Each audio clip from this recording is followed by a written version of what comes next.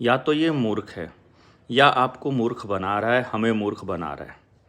मोदी कह रहा है फ्रांस में कि भाई एआई सबके लिए हो, अच्छा हो, ड्यूरेबल हो, एथिकल हो, पता नहीं क्या क्या बातें कर रहा है। वो कह रहा है एआई से ही सब कुछ चलेगा, आर्टिफिशियल इंटेलिजेंस से। भाई जब ऑपरेशन एआई कर लेगा, जब इंजीनियरिंग का काम आर्टिफिशियल इंटेलिजेंस कर लेगा, तो फिर कोटा में बच्चों को मरने के लिए क्यों छोड़ा हुआ है? आज अंकुश मीणा जो सवाई माधोपुर से था, उसने भी अपनी जीवन लीला समाप्त कर ली। वो कमरे में, अपने पीजी के कमरे में लटका हुआ मिला। क्या आप अपने बच्चों को कंपटीशन की तैयारी इसलिए करवा रहे हो कि ये लोग फिर आर्टिफिशियल इंटेलिजेंस ला करके, रोबोट्स ला करके आपके बच्चों का भविष्य खराब कर दें?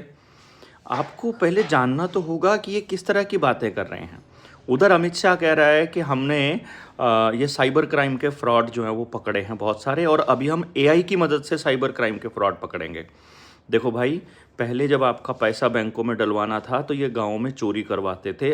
पहले सरकार किसी और की थी, आपको ऐसा लगता है, लेकिन सिस्टम चोरी करवाता है।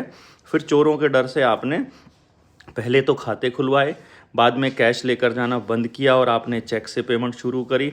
उसके बाद में आपने एटीएम कार्ड ले लिए। इसके बाद आप ऑनलाइन पेमेंट करने लगे एनईएफटी वगैरह से, और अब आप डिजिटल पेमेंट करने लगे फ़ोन से। और जैसे ही डिजिटल करने लगे, अब ये साइबर क्राइम होने लगे, और अब आपके बैंकों के खाते खाली होने लगे।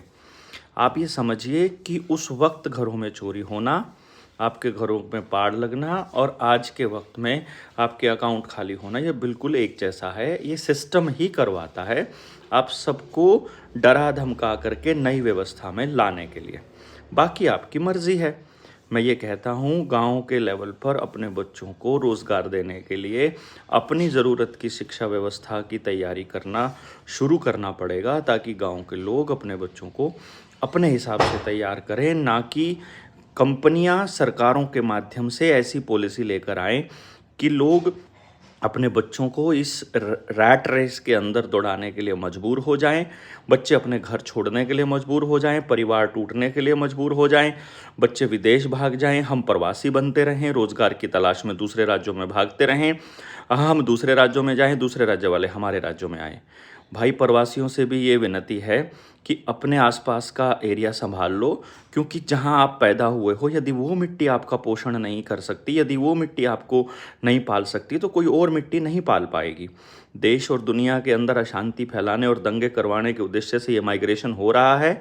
इसलिए अपनी गृह ज़मीन, अपनी मातृभूमि को मत छोड़ो, वापस अपने गांव चलो और अपने गांव को वापस स्वर्ग बनाने की दिशा में काम करना शुरू करो।